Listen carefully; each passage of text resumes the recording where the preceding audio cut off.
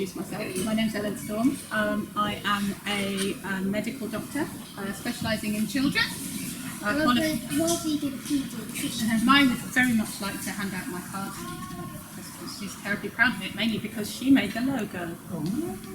We all did. We did it together, but Maya's kind of responsible for the design. No, we've got some little cards with a little picture on. Anyway, so okay. So I'm going to just very briefly tell you something about my background so you know who's speaking. They're over there. Don't get them and get them. So I qualified in medicine in London in 2000. I've been practicing on and off since then. I've gone on various diversions to do various degrees. So I have a master's degree in something called public health, which is to do with disease prevention and health promotion. Maybe they're all gone. I don't know. Have to do some more. Huh? Sick and you shall find. They might be. No, there was a pile there, but maybe they're gone. Okay, come and sit down, Mo. As well as being a medical doctor, I'm doing a master's degree in. So something called public health, which is to do with the science and art of preventing disease and promoting health. So I did that. I also have an MA in creative writing, which was a total side thing that I decided to go off and do. I have the Colin Campbell's certificate in plant-based nutrition. I did that a few years ago. We'll pass it around so we can look at the logo. Anyway, so that's me. So that's kind of professional background. I went to medical school in, what was it? She's good with the, she's getting really good with Photoshop this week. She's good at design. So yeah, I went to medical school, made that decision. I guess I must have been about 17. When I was 16, my stepfather died of esophageal cancer, and he was 37 years old at the time. So esophageal cancer it is well known for being related to alcohol and smoking, and two occupations he enjoyed very much. So cigarettes. So I think that sort of put me on a bit of a path, because it was the first lesson that life dealt me in learning that diseases have causes.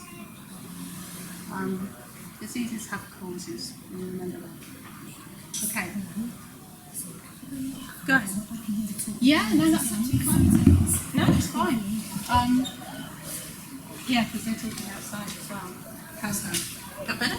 We might do the roving mic a little bit later when we've got to do some questions and things like that. Okay, so, yeah. Okay, so that brought me to addiction. What's this? Give up. Stop it. I'll take it away. No, come on, because I need to save the battery. You're a pest. She's my little helper. I got two. Okay, hands up. Everyone here who believes food is addictive. Some food. Who believes food is addictive? Can be. Yeah? Not so sure? I didn't quite get what? Do you believe that food is addictive? No, just some foods can be. Yeah? No, Maya. Let me speak now. Huh? I think it's a state of mind. Yeah, and Carlo, you mentioned about psychology when we were just talking just now as well. So yeah, there is actually out there a lot of debate about this. There are lots of people who don't accept that food is addictive. But something kind of came up for me when we did Ronnie's online course at the beginning of the year, and he made this comment that he said, all raw vegans believe that cooked food is addictive. He said that very definitively, and it really struck me. All raw vegans believe cooked food is addictive. Now, I don't know if that's true, but it is true for me now. And that's because I've been round a process a number of times now of sort of going raw and then getting to a kind of really great place and then going, I feel fine, I'm just going to have a little bite of bread, or a little something, or a little this, or a little that, and before I know it, I have nosedived, and I have no desire to eat raw food at all, and it takes ages to crawl out of that hole. Okay, so what we're going to talk about is trying to understand how that works at the moment. So who's had the experience of eating cooked food and trying and failing to control your intake, to control what you're eating? Who's been round that kind of cycle when you're eating cooked food? Yeah? Yeah, we're going to look at the pictures in a minute because the kids have been working really hard at drawing the pictures. Okay, so but before we do that, Maya, we're coming to it. Before we do that, I want you to just talk to the person next to you for a couple of minutes. Yeah, so a couple of minutes, talk to the person next to you, and if you've got a pen or paper, please write it down. What are the top, I've put 10, but I don't mind if you think of 3 or you think of 5, top addictive foods for you. What are the foods you crave? What are the foods you find it really difficult not to eat? Okay, so I'll have a chat with Maya about that.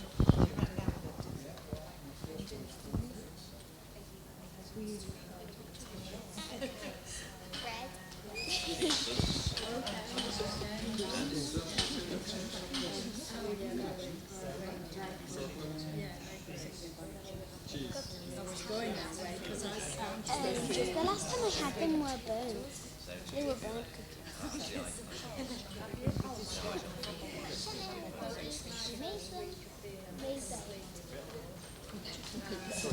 Was that with me? No, that was with Daddy. We put them in the oven for too long.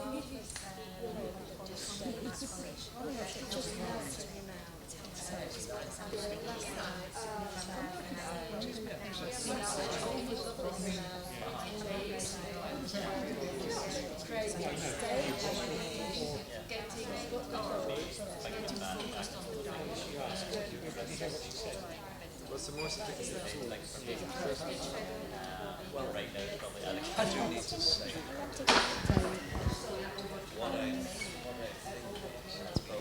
Okay, shall we move on? Right, so now I get to get up and do my roving mic thing. Right, let's go around the circle and we're all going to say our top number 1 addictive thing. And I'm gonna say who drew of the pictures on I think Maya needs to tell you guys this, so go on, Maya.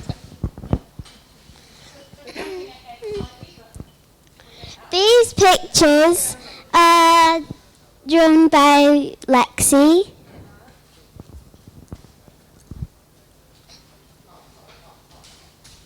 These pictures are drawn by me. These pictures are drawn by Tilly.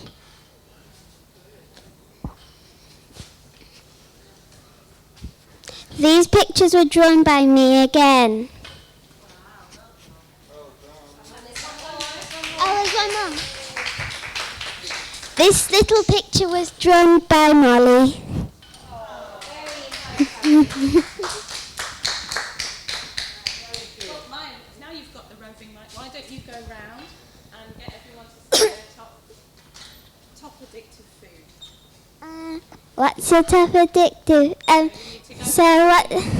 What's your top addictive food? I think my 3 are crisps, cheese and pizza. Mind you, cheese will be on pizza anyway, won't it? So just cheese, crisps and pizza and Coke. What are your top addictive foods? Pizza and chocolate and Chinese noodles. What are your top addictive foods? Avocado. What's your top addictive foods? Peanut butter. What's your top addictive food? Well, I must say, I don't think food is addictive. I think we become addicted to food. And I get addicted to milk chocolate. What food do you get addicted to? steak. I smelt a lovely smell last night, and yeah, I could have, but it didn't last long. Shall I hold it? Save your arm aching. Crisps, only plain. I did bring half a packet with us, just in case we got hungry, and we ate that the first night because we weren't eating enough. We were astonished at what you guys ate. I took half a bowl. Of course, by 10 o'clock, I was feeling sick. And I said, Ronnie didn't mention this. Anyway, from them, you've all talked and told me, you know, I need to double it. I've got torture next. Predictive text. What did I say to you? Steak. Yeah, I've got steak, crisps, and dark chocolate. I can't remember what the third one was. Torture. Thank you. What's your top addictive food? Yeah, it's bread and maybe tahini. I overcame a lot of other stuff during the years, all over the years. So. Oh, a totty. Me whiskey and ginger. What's your top addictive food? Crisps, chips, chicken wings, and cheese. They all begin with C. They do. C thing. Okay. What's your top addictive food? Mine are beans on toast, tomato soup, but with salt and pepper bread. So like two of them are together. So that's it. That's my lot. What's your top addictive food? Well, my addiction comes if I'm tired or emotional mainly, and it's bread. Bread butties if I can't make anything. Bread butties, just bread. Making a butty with loads, crisps, chocolate and cheese. What's your most addictive food? All kind of desserts, chips and dry fruits. What's your top addictive food? Most of what everyone said, and especially bread. Yay! Yeah, cool. Ooh. Thank you. Thanks, Maya. Thanks, everybody. Okay, so how do you know? How do you know that something is addictive? How do you know? How do you know that it's addictive? Craving, okay. When you're feeling down or low, there's a certain urge, isn't there, for a certain food. Yeah, okay. Okay. So wanting it when you feel down, when you feel bored, when you feel low, yeah? Okay, so something that's going to do something to you, it's going to pep you up somehow, it's going to make you have more energy, yeah? Okay, it's going to make you feel happier, maybe? Okay? Okay, cool. All right. Okay, you buy it every time? Yeah? Okay. Okay, so... There might be another reason too. I crave it then when I haven't eaten enough or not had really good ripe fruit. And so it satisfies me. I know when I have bread, then it satisfies me. So it's settling in your body. It makes your body feel settled. Sit on Nina's feet. Okay. Yeah, we are going to come back to that again in a minute. Okay, so I've got 3 suggestions for you here. So one is, it makes you go like this. Ah. Ah. Yeah? Okay, you get that ah feeling. All right, you get that ah feeling from it. It makes you feel that. Yeah, it does. Okay, so here's another one. Your brain is saying no, but your hand reaches out and puts it in your mouth anyway. Anyone experienced that? Anyone ever experienced that? You're literally talking to yourself. I have. Yeah, I have. All week I've been telling these guys that I'm going to not eat any avocados, and I have eaten avocados every single day. And every time there's an avocado, she just goes, no, no, no, no, no, no. Well, that's a perfect demonstration. I think Maya has demonstrated the phenomenon beautifully. Thank you, Maya.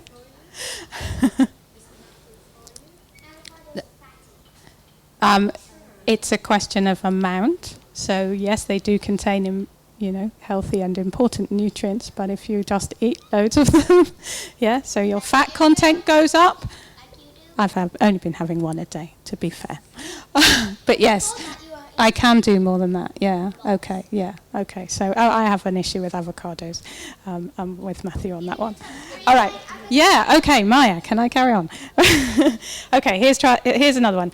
So when your level of consumption is going in the wrong direction, so you are trying to cut down, but actually you're eating more and more and more day on day. Yeah. Yeah. So this is your brain is saying, I'm not going to eat that. I don't want to eat that. I don't want to eat that. I'm not going to eat that. And actually, it goes up and up and up. And you're going literally, why is this happening? Why are my hands picking this thing up and putting it in my mouth? Okay, so we're going to talk about that. So, bearing those things in mind, do we need scientific studies to tell us if a food is addictive for us? Do you think we need science to help us with this problem? We know ourselves, don't we? Yeah. Okay. So I agree with you. I think we don't need that to tell us if a food is addictive for us if we know what the features of addiction are and we know how addiction works in our lives and in our bodies. Yeah. So we can recognise it, and if we recognise it, that's the first step to not being totally derailed by it. Okay. Right. So what are the features of addiction? Give me some thoughts. You want to, thank you. You don't want to eat it, but you do. Yeah. You don't want to eat whatever your food is, that you just get it down your neck anyway. Don't you? Yeah. Okay. You can sneak it as well. So if you're alone, that's a good point. Yeah, okay. Yeah, eating in secrecy. Yeah, or drinking in secrecy sometimes. Secrecy. Okay, that's a good one. And probably feeling guilty about it as well. Yeah? Feeling guilty about it. Okay. Yeah? Yeah. Okay. Any other thoughts? So I can make an excuse like, I really fancy a bit of vegan Galaxy. The vegan one is my down. We're doing confession here as well. This is our little AA circle here, isn't it? It's like Go to the supermarket and go, I'm going to post that to someone in the post, and then buy myself, and then go, oh, actually it's like 3 for this price, and post one to someone, then eat the other 2, but tell myself it was okay to buy them because I was posting. So there's all kinds of tricks. We have all kinds of tricks for the ways that we manage to convince ourselves that this is okay. Yeah, all kinds of ways. Okay, so we've got some clues to the feature. Oh. For me, it's sort of I get distracted. So socially, say if I'm with Lionel's family and they're absolutely meat eaters, chocolate honey. I mean, I don't eat meat, but chocolate. Yeah. I just do it one after the other. You're just the same. Just eat chocolate. Yeah. When we're in a company of others. Okay. Okay. So social situations, company, those things make it really, really difficult. Yeah. Okay. So we've got some ideas and we've got some clues up here. So what I really want you to take away today is these 5. They're not all the features of addiction. And if you look, people have all kinds of ideas. I love the one about secrecy. You want to say them out. Okay. So just to remind ourselves, these 5 features of addiction. Maya, off you go. First one, tolerance. Second one, denial. Third one, primacy. Is it primacy?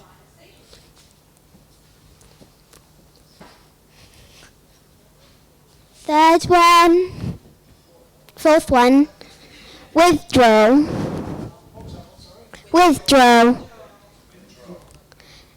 And the last one, craving. Yeah.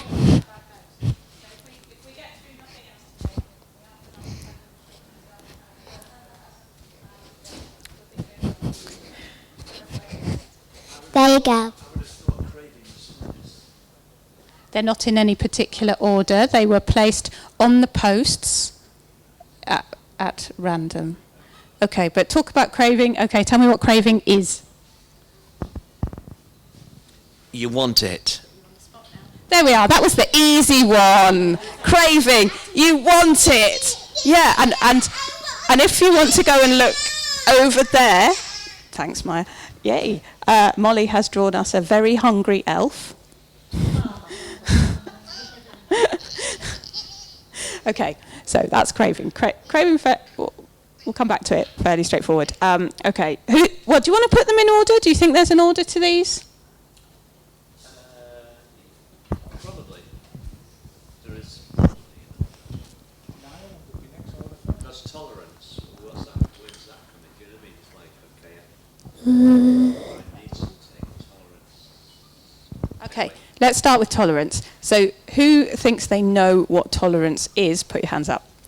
Just so I get an idea of where we're at. 1. No, 2. Is it 2? Not eat it. How much you can not eat it? That's a bit like willpower? Okay. Is that what you mean? Yeah. I would say the opposite. I tolerate myself to have it. I'm quite tolerant with myself in having it. You're not guilty. Okay, so you had a thought? Tolerance is about temperament and acceptance. That's a different kind of tolerance. Okay, right. So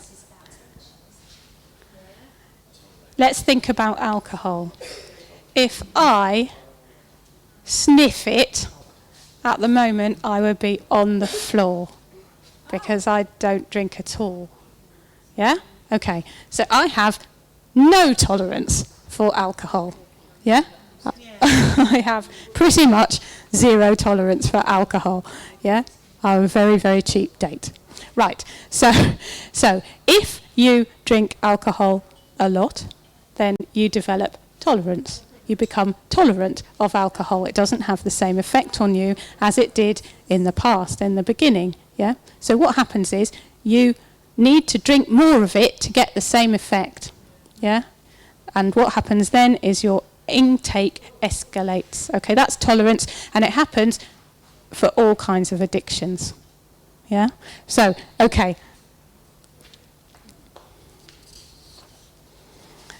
Maya? Are you going to come and sing the song?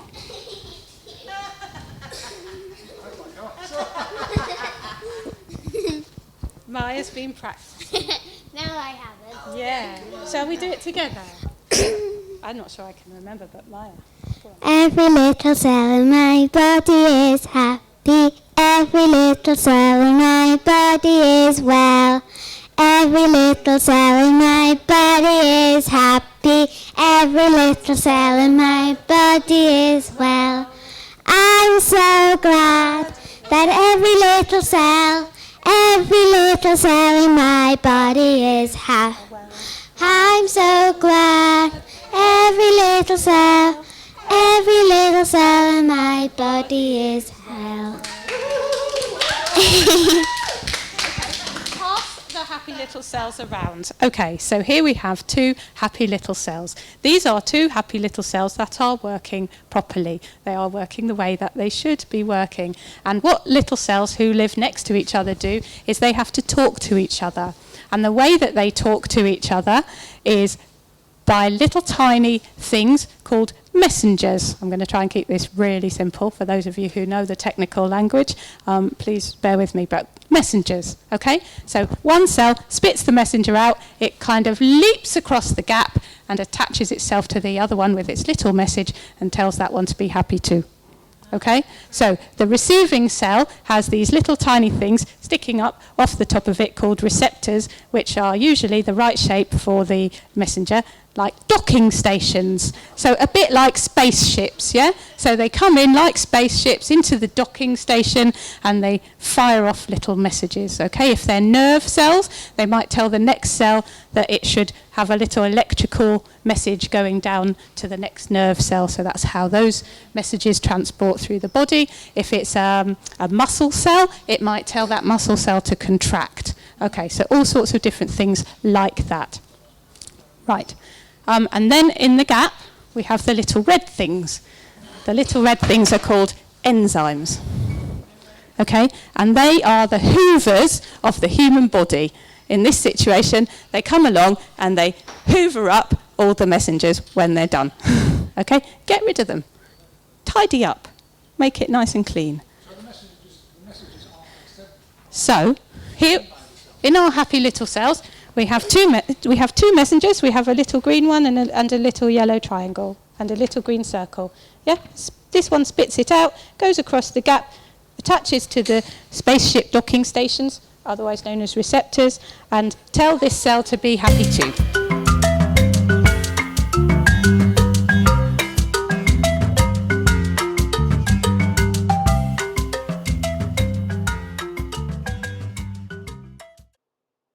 Here we have some sad cells. Lots of extra messengers. These messengers didn't come from the first cell. They came from food. Let's call them imposters. They're pretending to be the real ones, but they're not. Our cells have to deal with the sudden arrival of all these imposters. They pull in their receptors to avoid getting overstimulated, and they make extra enzymes to clear them all away. And the more enzymes you have doing the hoovering, the quicker you clear away the messengers. Tolerance happens because we make more enzymes. That means we clear the imposters away faster. It's a physical thing we're talking about. It might help to name the imposters. Caffeine is a good example. So the next time you drink your coffee, the enzymes are there. They're ready. They clear it away really quickly. And that makes you want to have another cup of coffee to get the same effect that you got from the first one. The caffeine is the addictive substance in coffee.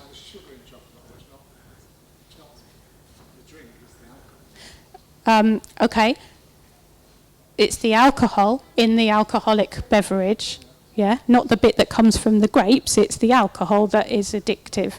It's the nicotine in cigarettes, it's caffeine in coffee or tea, and to some extent chocolate. There's also something in chocolate called theobromine.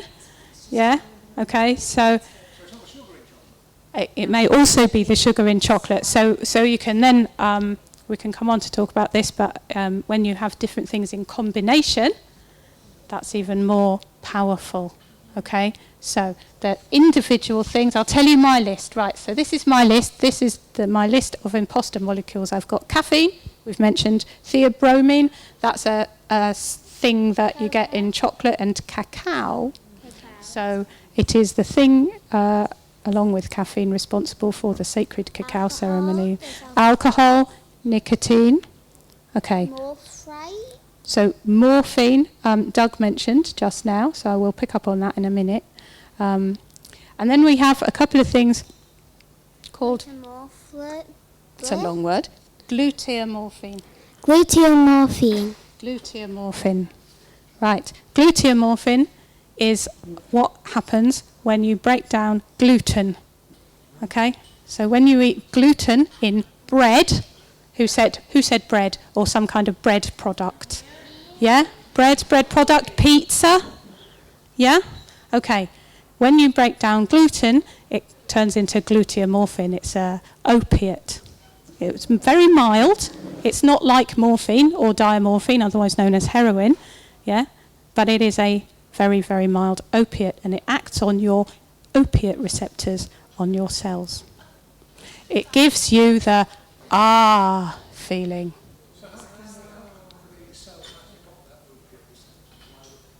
Okay, so in our bodies we have a system for pleasure. Okay, we have a natural system for pleasure. We are hardwired to seek it out, and the things that give us pleasure are the things which, in evolutionary terms, help us to survive. Yeah? So, sugar, fat, high-calorie things, which in nature are quite scarce, we're fairly well programmed to seek out and eat lots and lots of when we can, because winter is coming. Yeah? Okay, so we have this pleasure system, and the pleasure system, it's a number of different chemicals, but opiates being one of them. So we have opiate receptors in our brain. Yeah, those are the little, remember the little receptors? Okay. So if these were brain cells, and this was an opiate receptor, then the imposters would be opiates, of which you can have morphine or diamorphine, which is very strong and otherwise known as heroin. Or you could have gluteomorphin, which is weak and a breakdown product of gluten found in bread. Or casomorphin, which is a weak opiate formed from the breakdown by the body of cheese. So that's why pizza is one of the most addictive foods in the world. Because it combines bread and cheese with the fat, salt and sugar they put in the dough. That's 5 different things in combination. So combinations of addictive things are much more powerful than any one single addictive thing. There are weak opiates in food, and if you go around and do what we've just done, everyone says the same thing. Bread, pizza, bread, pizza, bread. Yes, indeed, have it written down here. Yeah, so I have. It's very good. Has anyone else heard of the pleasure trap? Okay, so Doug Lyle is a clinical psychologist in the States who wrote a book called The Pleasure Trap. Have you heard of it, Carlo? Yeah, it's good, look it up. So he's very much talking about the way that our pleasure system is hijacked. We are evolutionarily designed to seek pleasure. Right. Anyway, okay, let's whiz on, because I don't know how much longer we've got. How do we know when food is acting like a drug? So, drugs are these. Yeah? Drugs are imposter molecules. Drugs work because they bind to receptors on the surface of our cells, and they give messages to those cells. They tell them to do things. If it's a heart muscle cell, it might tell it to contract faster and harder. If it's a brain cell, it might tell it to release some of those happy neurotransmitters that are part of the pleasure circuitry.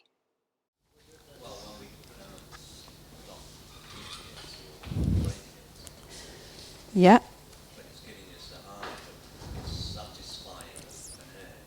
Yeah. We mentioned a couple already, so we've said, yeah. So we've said about making you happy, making you have more energy. I think you said, Elaine, didn't you? More energy. Okay. So I would suggest to you that food is acting as a drug when it has a short-term physical effect on the body. Okay, so our food should not have a physical effect in the short term. That's hours, yeah? Minutes, hours. On our body, it should be inert. So if food is making us warmer, feel physically warmer, if it is making our heart beat faster or harder, if it's making us feel flush, yeah?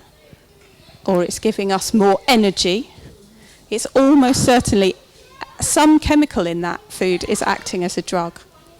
And if that happens, this is going to happen. Yeah? Tolerance, withdrawal when we stop it. It happens to everybody.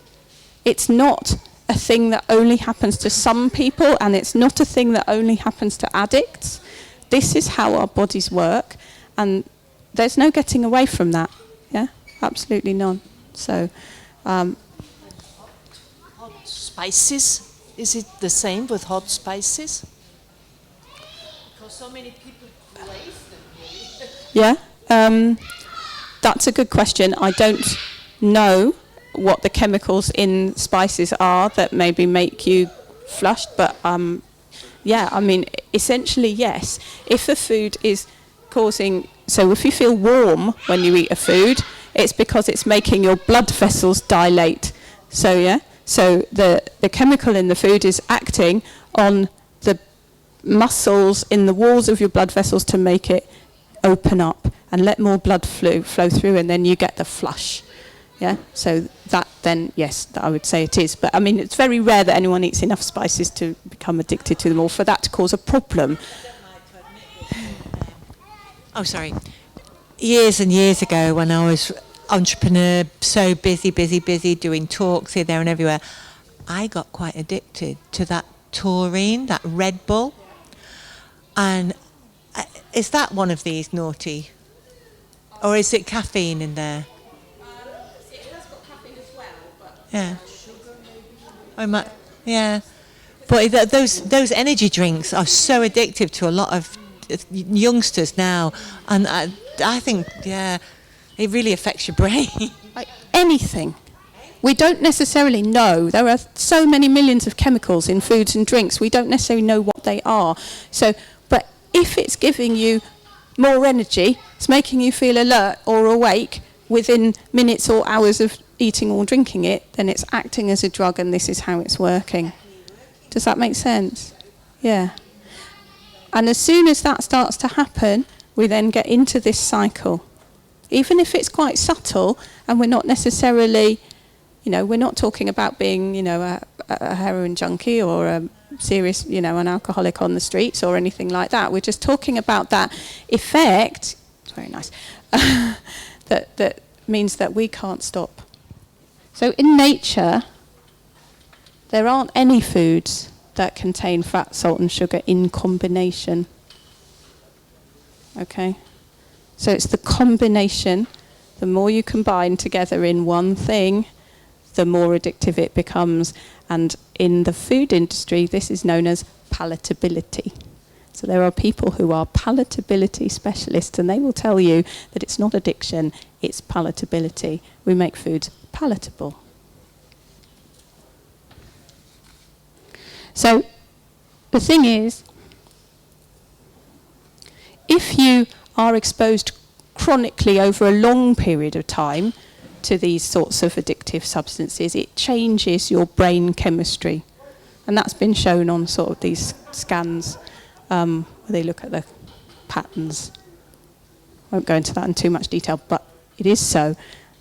You get, in all addiction, you get this change in the brain's chemistry, and it is reversible, but it can take time. Yeah? So if you have grown up on a very high fat, high salt, high sugar diet, you actually have a brain by the time you get to adulthood that is completely wired for that. It's responded to that over so many years that you can't just turn that off overnight. You can change it, but it takes time.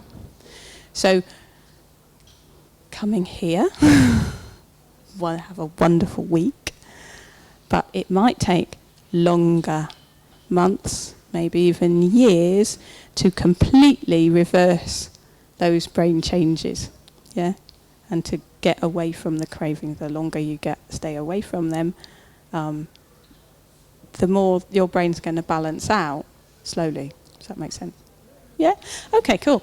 It has relevance for how we feed our children. I don't know if there's anyone here with kids, but and just generally thinking about that, because most of us, I presume, grew up with a fairly standard Western diet. Anyone not grow up with a standard Western diet? No? So, exactly. So we're wired for it. And we can't just turn it off overnight. Although, last time I came, last year, there was somebody talking about transition, and she was talking about abstinence and sort of the overnight transition, which Doug was just talking about as well in his last talk. Did anyone have any thoughts about that? Has anyone tried it? What's worked? I think it depends on how addictive you are. Because if it's not too bad, you might be doing it slower than if you have a really strong addiction. You have to change it overnight, or more or less leave it out. Yeah, one might think it's the other way around, but this is what I found. Yeah. Okay. So I would suggest to you that one way of thinking about the raw food diet is actually as a form of abstinence. Yeah. So when we decide to go raw, we decide to abstain from all of these things. And it probably depends, like you said. Some people are going to find it easier and some people will not find it so easy to have just a little bit. But if you're one of those people, and I certainly am, that doesn't find that all that easy, I think understanding this is quite helpful to know what's happening, why that's happening. So we tell ourselves, tell me if anyone recognises this, we tell ourselves that we can do 80% raw. Yeah, I'm going to do 80% raw or 90% raw, and I'm just going to have X, Y, Z. Yeah, and within the week, you don't want to eat any raw foods at all. Yeah, because actually, our bodies adapt to the thing that we're having, and we have that phenomenon where you are telling yourself not to eat it, and the hand still reaches out and does it anyway. And that's your very primitive part of your brain, which is called your reptilian brain. I'll show you that. I will finish shortly, but I'll just show you this picture. You can hand this one around. I've tried to make this relatively simple. Okay, so 2 parts to your brain. Okay, just 2. That's all you need to remember. Okay, the bottom bit and the top bit. Yeah, for our purposes here, the bottom bit in red and the top bit. Okay, for some people call this your reptilian brain. Not that we're evolved from reptiles, but what it really means is reptiles have it too. Lots of more primitive animals have this part of the brain, but they don't have this part, which is called the cortex, which is where we do our thinking and is the bit that makes us human. Okay, so when you have that scenario where you are telling yourself not to eat the crisps and the crisps are still going into your mouth anyway, yeah, that's this reptilian part of your brain taking over, because it is hardwired for survival and it will feed you no matter what. Okay, that's very, very hard to get past that.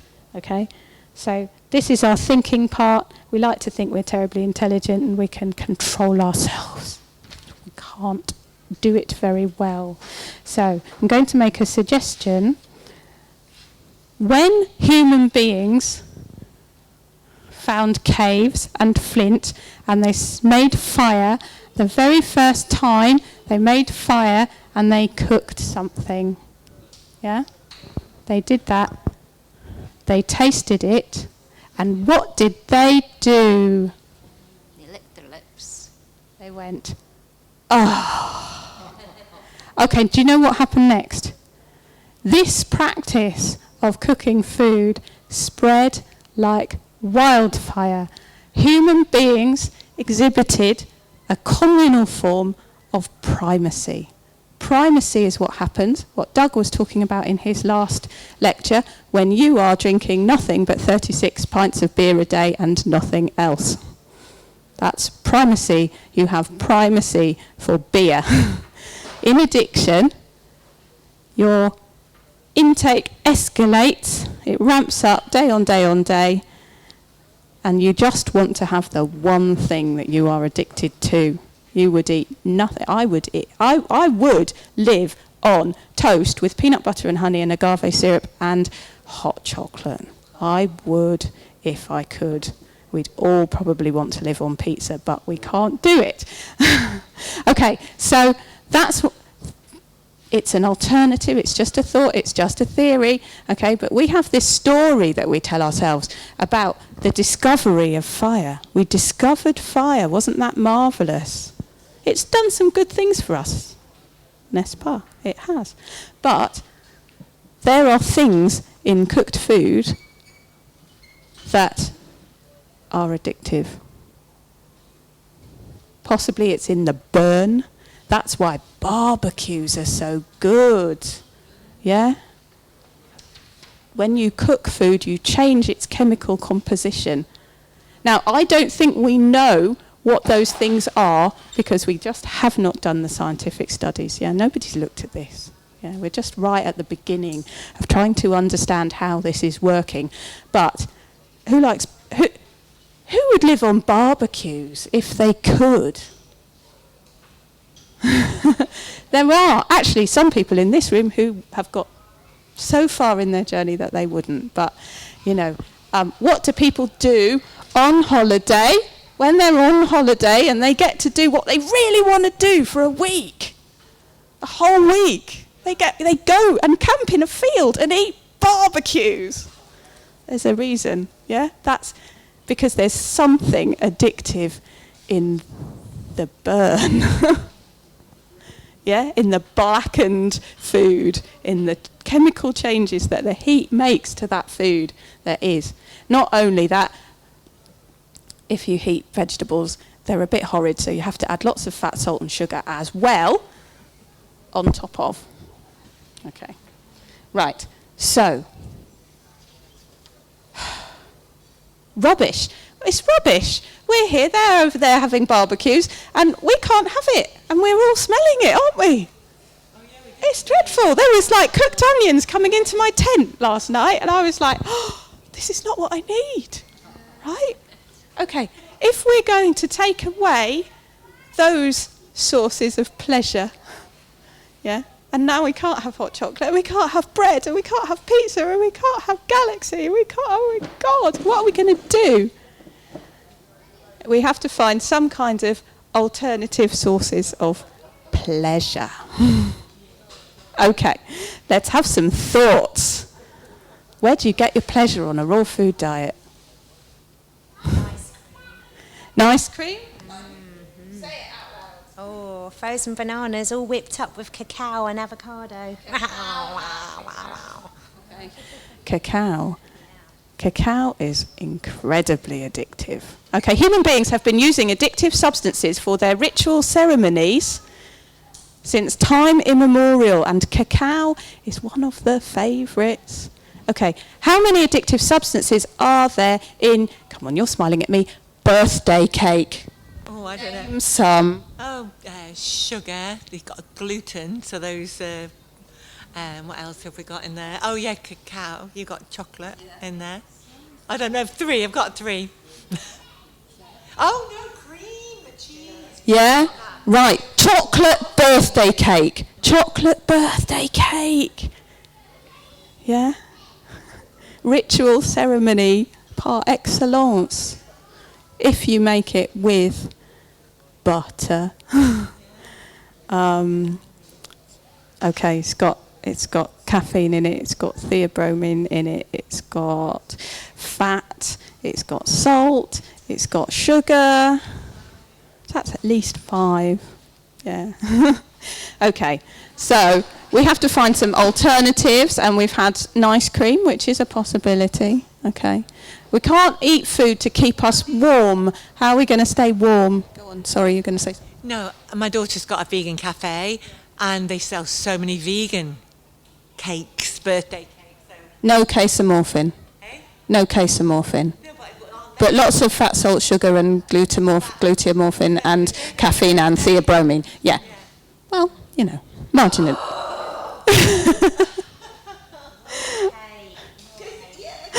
Okay. All right. Well, no, we're nearly at the end. Okay. If we are not eating food to keep warm, we have to find another way to keep warm. We need lots of these blankets. We need to keep our room temperature nice and whatever. Okay. That sort of thing. We're not. No. So if we're not eating the foods that have that effect on our body that makes us feel warm. So, for example, when you feel cold, do you ever drink a glass of warm water? She does. Does anyone else drink hot water? Okay, hot water? You do a bit? Okay. All right. Tea? What sort? Builder's tea. Builder's tea? Okay. Huh? Red Bush? Okay. I'm convinced there's something in Red Bush, but I don't know what it is. Okay.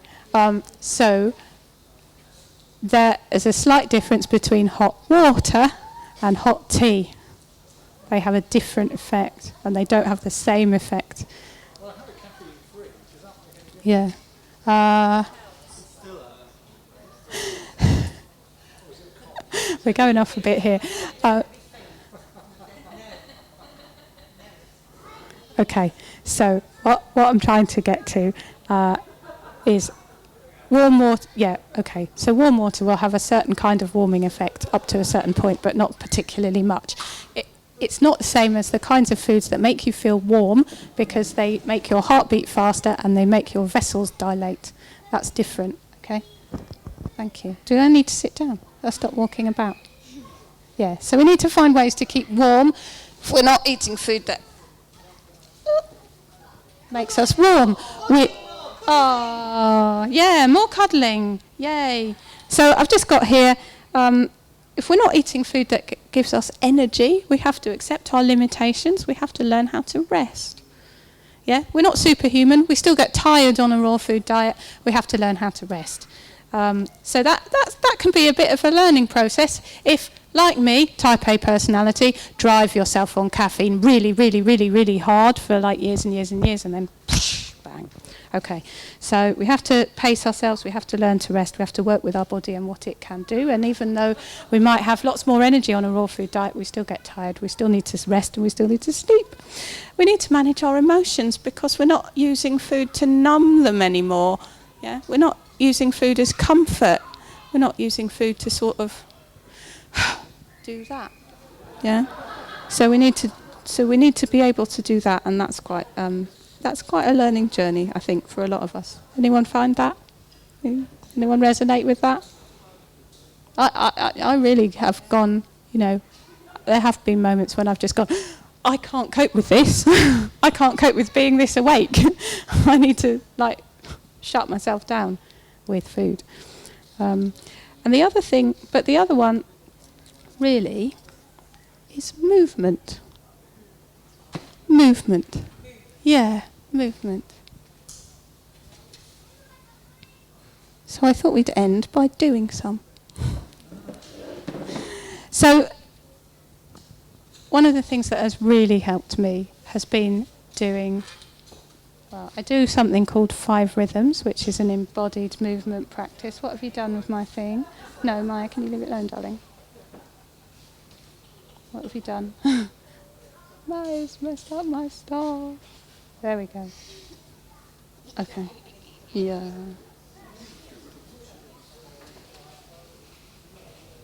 So we have to learn to listen to our bodies. And we have to learn... Whoa. I don't think that's right somehow. I'm not sure it's supposed to be doing that. So for rocket. Why was it doing that? Never mind. Let's try this instead.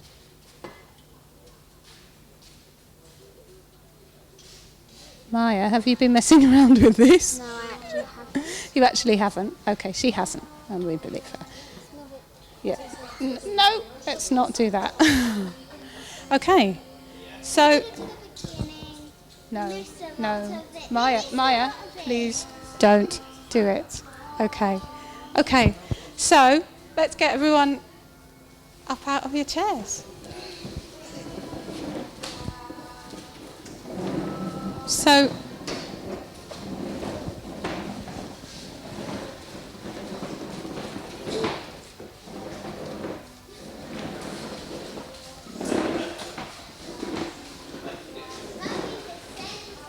what are you doing? What is she doing? If you want to stay sitting, please do.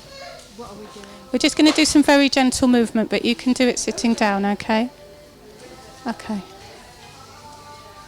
Yeah, Maya, I'm not sure that's helpful. We're going to pretend to be a horse. Okay. So, some of you will already be amazing experts at this, but we're just going to do it anyway. Humour me, okay? We're going to bring ourselves out of that kind of head space a little bit. What we have to do is we have to start to be able to observe our body and what our body is telling us. Okay? So that comes right back to that beginning space where we said, do we need scientific studies to tell us what's happening in our bodies? Not really. Okay. Maya, darling, come and join in, but come and join in. Come and join in. Okay? So let's just stand and we're just going to think through the different parts of our body. I'm going to start with our hands. You don't really need to move very much for this at all. Just give your hands some attention.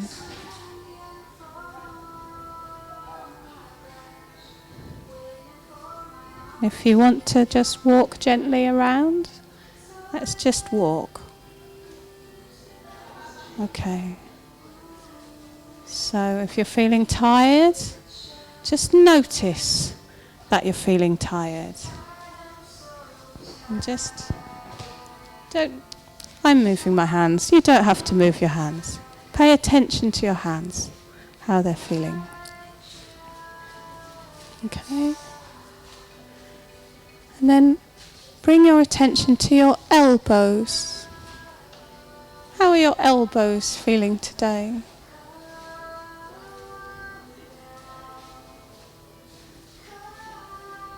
Maybe you could talk to somebody else's elbows. Nice to meet you.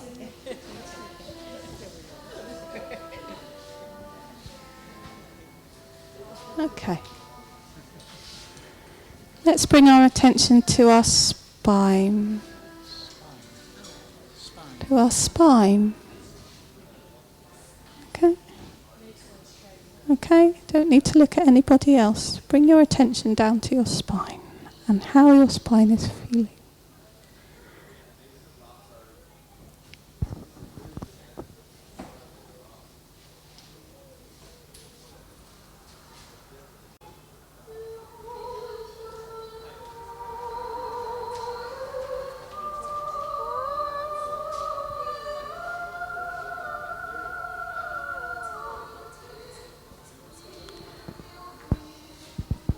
Then bring our attention to our tummy. How does our tummy feel after all that food? Does it? Okay. So, how does your tummy feel? Does your tummy feel comfortable? Does it feel bloated?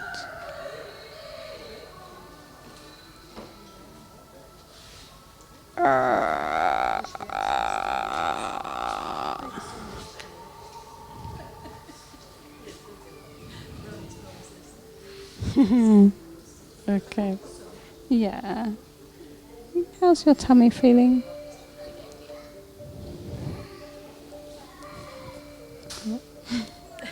Okay, then bring... Yeah, I think so. She tries to get back in sometimes, don't you, kid? Just bring your attention to your hips. Just feel how your hips are feeling.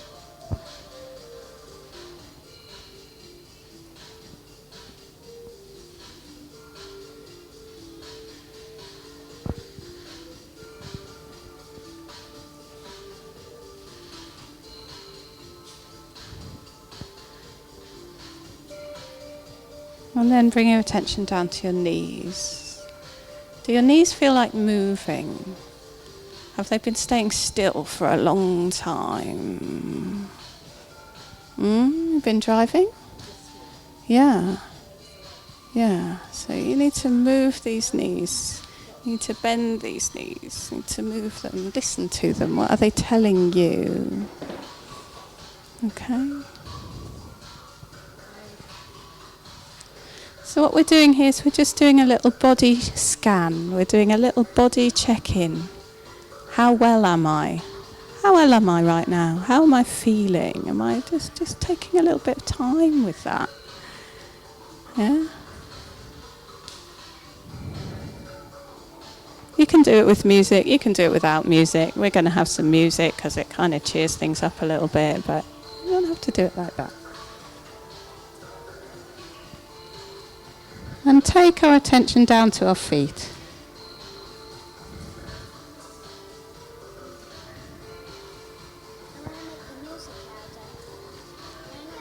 No, darling.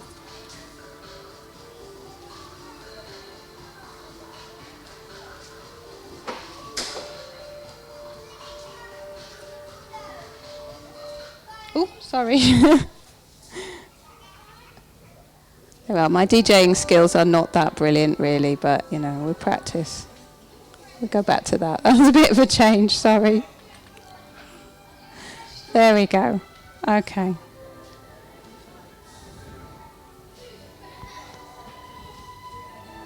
Got that lower spine going, get those hips go, knees.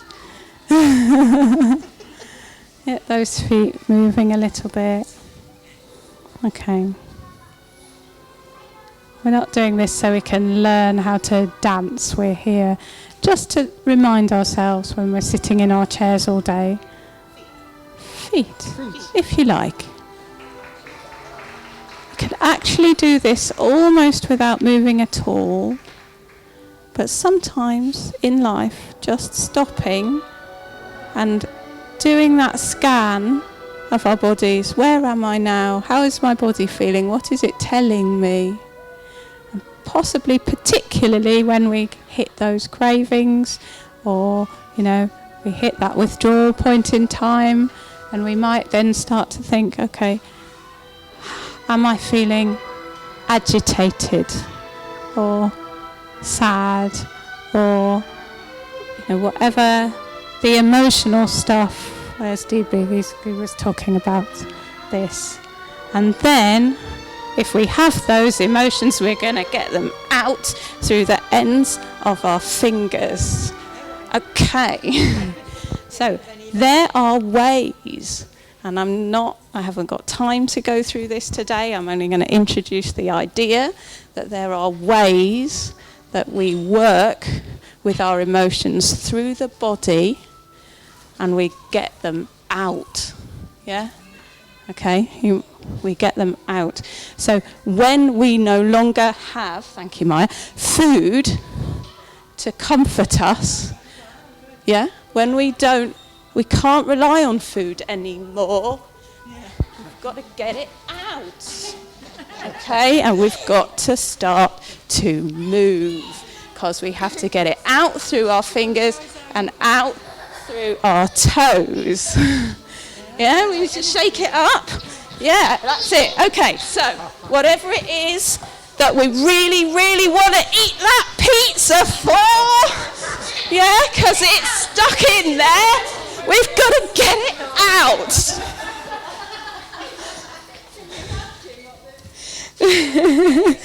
We have to get it all out.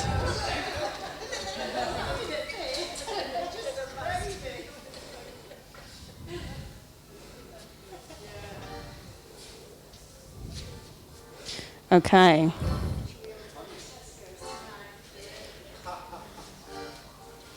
So, if you have a kitchen, I recommend it's a good place to do this. Okay, let's move. Let's start walking around. Fill up the space. Take yourselves out. Here we go. And take yourselves in again. Make eye contact with somebody. Okay. Give love. Give love. What are you holding on to today? Get it out. Let it flow out through your fingertips and out through your toes. You can do this when nobody is watching. Can't you, Maya? Yeah? Okay. Get yourself a kitchen playlist. Okay. This is by far and away the best solution to food addiction I have ever found. And I leave you with this thought for the rest of the night.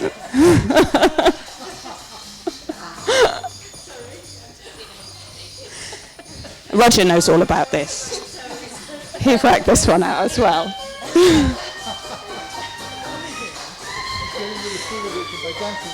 And if... Dance, dance, baby! You like the movement, don't you?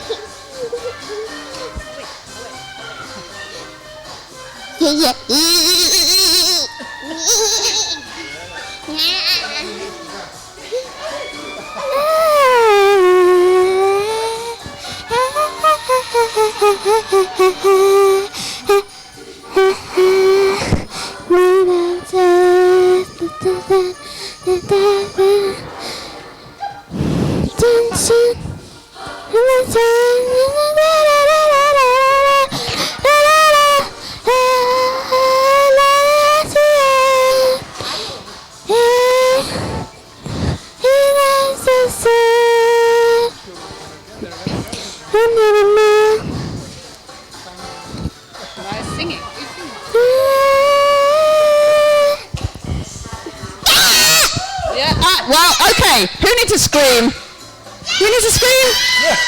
Does anyone need to scream?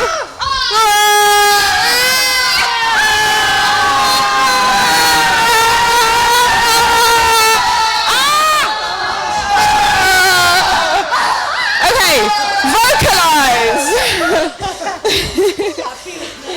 It feels good. Okay. You get little tingles everywhere. Huh?